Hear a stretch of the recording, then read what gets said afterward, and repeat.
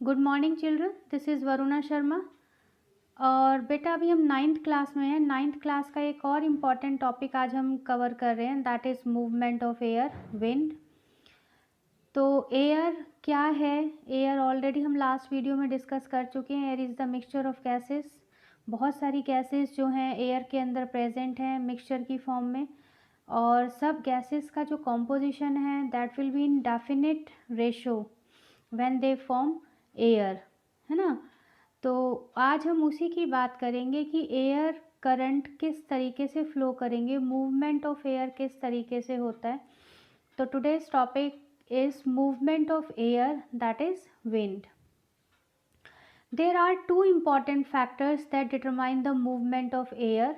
Find two important factors that determine the movement of air. First is differential heating of air and water, है ना। जब अर्थ है, अर्थ suppose ये अगर earth surface है और अर्थ सरफेस के ऊपर अगर सन रेज आ रहे हैं, सन रेडिएशन आ रहा है, तो ये जो सन रेडिएशंस आएंगे ये हीट एनर्जी को अपने साथ ला रहे हैं। हीट एनर्जी होगी इन रेडिएशंस में, तो क्या होगा कि एक तो अर्थ के ऊपर वाटर बॉडीज़ होंगे जगह जगह, तो इन वाटर बॉडीज़ को गर्म होने में कितना टाइम लगेगा, इनको हीट होने में कितना टाइम लगेगा, है ना। और दूसरा, ये जो लैंड एरिया है और जो ये एटमॉस्फेयर होगा यहाँ पर, इनको हीट होने में कितना टाइम लगेगा। अंडरस्टैंड।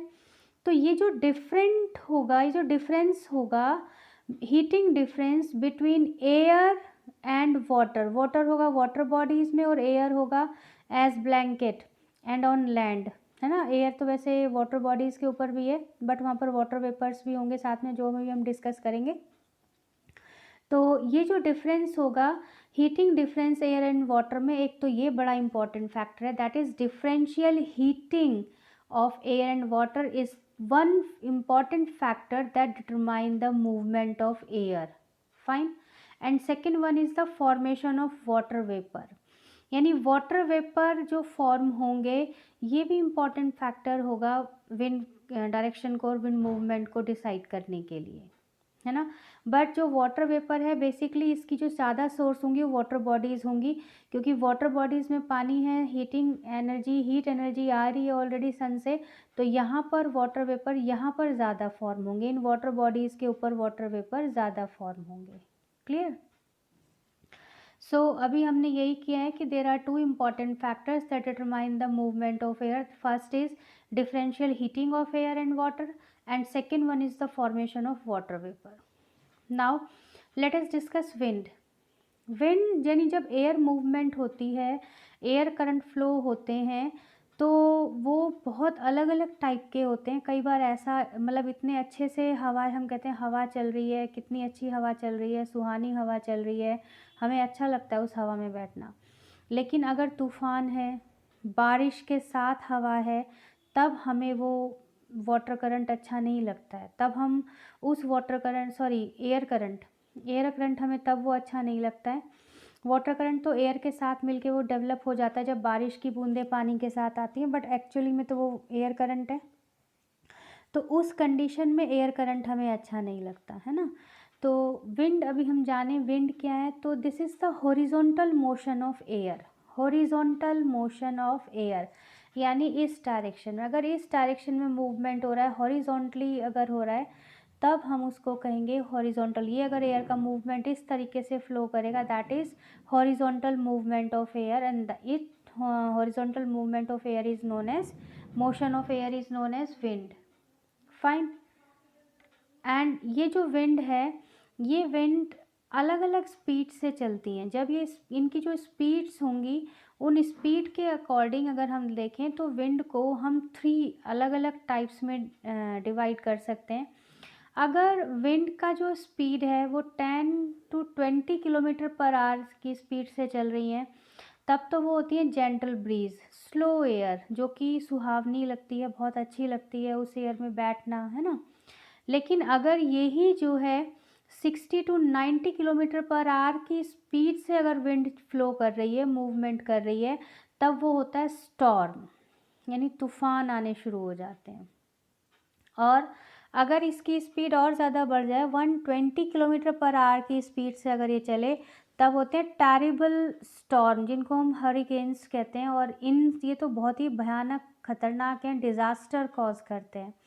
इतनी तेज़ हवा के साथ तो सब कुछ जो है वे मतलब टूटना फूटना शुरू हो जाता है ना। ये डिज़ास्टर कॉज करेंगे। तो अगर हम लें तो विंड की स्पीड के बेस पर हमने जो है विंड को 3 कैटेगरीज में डिवाइड किया है: gentle breeze, storms and terrible storm. Gentle breeze में विंड की स्पीड होगी 10 to 20 kilometre per hour, storms में होगी 60 to 90 kilometre per hour, and terrible storm में होगी 120 किलोमीटर पर आवर।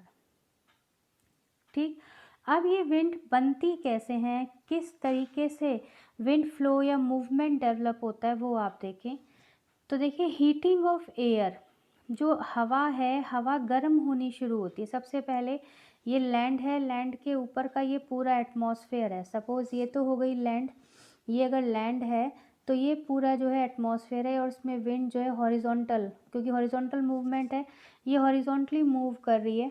तो जब सन रेडिएशन आने शुरू होंगे, इन सन रेडिएशन से ये हवा, जब sun radiation in wind air से यानी एयर की लेयर्स से होते हुए जब अर्थ तक पहुंचेगी, और ये हीट एनर्जी इसके साथ आ रही है, जब हम अर्थ के ऊपर हीटिंग को फील करेंगे तो एयर भी तो गर्म हो जाएगी, है ना, क्योंकि एयर से ही तो होकर आ रही है ये रेडिएशंस।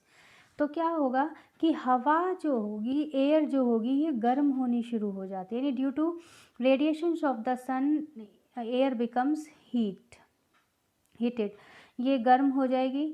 उसके साथ साथ क्या होगा कि अब ये जो अर्थ है, अर्थ के ऊपर वाटर बॉडीज़ भी हैं, और अर्थ के ऊपर जो है लैंड एरिया भी है ना। अर्थ के ऊपर लैंड एरिया भी है और अर्थ के ऊपर वाटर बॉडीज़ भी हैं। तो वाटर बॉडीज़, पानी को थोड़ा सा गर्म होने में टाइम ज़्यादा लग जाएगा, क्योंकि वो थोड़ा ठंडा भी ज़्यादा होता है, तो वहाँ पर गर्म होने में टाइम ज़्यादा लगेगा। और लैंड के ऊपर जो होगा, लैंड पर क्योंकि यहाँ पर जो है वाटर बॉडी है नहीं, अर्थ है और सॉलिड सरफेस है, ये गर्म जल्दी होगी, यानी लैंड जो है वो जल्दी गर्म हो जाएगी। So land and water bodies become hot और heated at different rates. It results the setting up of convection currents of air. और ये जो टाइम लग रहा है ना गर्म होने में, इसी से कन्वेक्शन करंट एयर के डेवलप होंगे।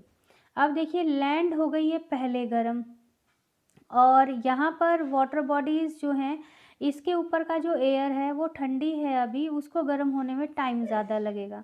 तो यहाँ पर जो लैंड जो जल्दी गर्म हुई है, इस लैंड में क्या होगा कि इसकी एयर जो है जब गर्म हो जाएगी, इसके ऊपर की एयर, तो वो एयर लाइटर हो जाएगी, और लाइटर होने के बाद, क्योंकि गर्म हवा जो है गर्म होने के बाद हल्की हो जाती है, और जो हल्की होगी वो यहाँ से, इस जगह से अपना एरिया छोड़कर ऊपर की तरफ मूव करनी शुरू कर देगी, यानी हल्की होने के बाद ये ऊपर की तरफ उड़नी शुरू हो जाएगी। ठीक, so hot air rises upward, क्योंकि हॉट एयर कैसी हो गई, लाइटर हो गई, हल्की हो गई, और हल्की होने के बाद ये ऊपर की तरफ उड़नी शुरू हो जाएगी, ऊपर की तरफ उठनी शुरू हो जाएगी, जिसकी वजह से क्या होगा कि हॉट एयर, अगर मान लिया हॉट एयर ऊपर हो गई, जैसे कि अभी हमने डिस्कस भी किया था, मान लिया ये अगर लैंड है और यहाँ से अगर सन के रेडिएशंस आ रहे हैं, ये हो गई वाटर बॉडीज़। वाटर बॉडीज़ के ऊपर जो एटमॉस्फेयर है, जो एयर है, ये ठंडी है, क्योंकि अभी पानी ठंडा ज़्यादा होगा, इसका टेम्परेचर कम होगा। और ये जो लैंड एरिया है, यहाँ पर जो एटमॉस्फेयर है, यहाँ पर जो एयर है, ये एयर जो है इन रेडिएशंस की वजह से जल्दी गर्म होगी। तो जब जल्दी गर्म हो जाएगी, तो गर्म होने के बाद, यानी ये जो एयर है जब ये हॉट हो जाएगी, हॉट होने के बाद ये लाइटर हो जाएगी, हल्की हो जाएगी, और हल्की होगी तो इट राइजेज अप, ये ऊपर की तरफ उठना, चलना शुरू कर देगी। अब ध्यान से आप मेरी बात सुने, जब ये ऊपर की तरफ चलेगी तो क्या होगा, ये वाला एरिया तो खाली हो गया ना, क्योंकि यहाँ की हवा कहाँ चली गई, यहाँ की हवा ऊपर चली गई, है ना। और आपको तो पता है एयर डिफ्यूज़न करती है, डिफ्यूज़न, यहाँ पर डिफ्यूज़न प्रोसेस की तरह ही मूवमेंट होगा वो एयर का। किस तरीके से, यहाँ पर अभी एयर ज़्यादा क्वांटिटी में है और यहाँ की एयर जो है वो गर्म होकर ऊपर उड़ गई है ना, ऊपर की तरफ उड़ गई, तो ये जगह खाली हो गई। तो यहाँ से एयर इस डायरेक्शन में मूव करना शुरू कर देगी। जो ठंडी हवा है ये वाटर बॉडी के ऊपर से कहाँ आ जाएगी, इस लैंड एरिया की तरफ चलना शुरू कर देगी और इस तरीके से वाटर करंट फ्लो करेगा। यानी ये हो गई ठंडी हवा, कोल्ड एयर, और ये कहाँ आ गई, लैंड एरिया की तरफ आ गई। तो ऐसी कंडीशन में ब्रीज डेवलप होंगे, बिल्कुल कूल एयर डेवलप होगी और जो हमें बहुत अच्छी लगती है। समझ में आ गई किस तरीके से मूवमेंट ऑफ एयर फ्लो कर रहा है। तो देखिए, hot air rises up upward and forms an area of low pressure, क्योंकि जब ये ऊपर की तरफ चली गई, जब यहाँ से एयर ऊपर की तरफ चली गई तो ये एयर यहाँ पर तो प्रेशर कम हो गया ना एयर का, तो अब इधर वाटर बॉडी के ऊपर एयर प्रेशर है ज़्यादा और यहाँ हो गया एयर प्रेशर कम, तो एयर का जो डायरेक्शन होगा वो क्या होगा, high pressure to low pressure, और इस हाई प्रेशर एरिया से लो प्रेशर की तरफ एयर मूव करेगी एंड दैट मूवमेंट जो होगा air, that is known as breeze. उस मूवमेंट को हम क्या कहेंगे, ब्रीज, यानी इट विल क्रिएट ब्रीज, बिल्कुल ठंडी सुहावनी हवा, है ना। And water vapours are form due to, अब ये वाटर वेपर्स जो डेवलप हो रहे हैं अर्थ के ऊपर, ये तो हमने अभी पढ़ा। अभी हमने वाटर बॉडीज़ के ऊपर की बात करेंगे, वाटर बॉडीज़ में वाटर वेपर्स जो डेवलप होंगे वो किस तरीके से होंगे। तो आप देखिए, वाटर वेपर्स किस किस कारण से बनते हैं। सबसे पहली बात तो जो वाटर बॉडीज़ है उसमें पानी बहुत ज़्यादा है, तो वहीं से हीटिंग होगा पानी, और हीट होने के बाद वाटर वेपर्स की फॉर्म में वो ऊपर जाना शुरू हो जाएगा। दूसरा, प्लांट्स जो ट्रांसपिरेशन करते हैं, यानी एक्सेस ऑफ वाटर जो प्लांट के अंदर है उस पानी को रिमूव करेंगे, that is also the cause of water vapour formation. फिर एनिमल एक्टिविटीज़ हो गई, जैसे स्वेटिंग हो गया, यूरिनेशन हो गया, उसके थ्रू बॉडी से वाटर रिमूव हुआ और वो वाटर इवेपोरेशन में यानी कन्वर्ट होगा, और that is water vapours develop होंगे। ऐसे ही प्लांट्स के जो दूसरे एरियल पार्ट्स होंगे, लेंटिसल्स वगैरह, वहाँ से भी ट्रांसपिरेशन होगा, प्लांट पार्ट्स जो हैं वाटर को रिमूव करेंगे। इसी तरीके से इवेपोरेशन, जो मॉइस्ट सरफेस होगी अर्थ के ऊपर, वहाँ से भी वाटर वेपर फॉर्मेशन होगा और वाटर वेपर्स जो हैं बननी शुरू होंगी, और बनने के बाद वाटर वेपर्स ऊपर जानी शुरू हो जाएंगी।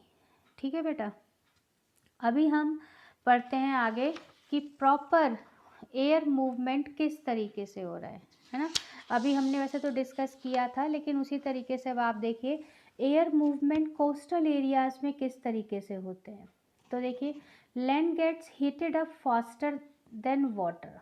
अभी हमने यही पढ़ा है ना कि लैंड जो है वो जल्दी हीटअप हो जाएगी और वाटर जो होंगे, वाटर बॉडीज़, उनको हीटअप होने में टाइम ज़्यादा लगेगा। तो जैसे अगर ये तो है सी वाटर और ये है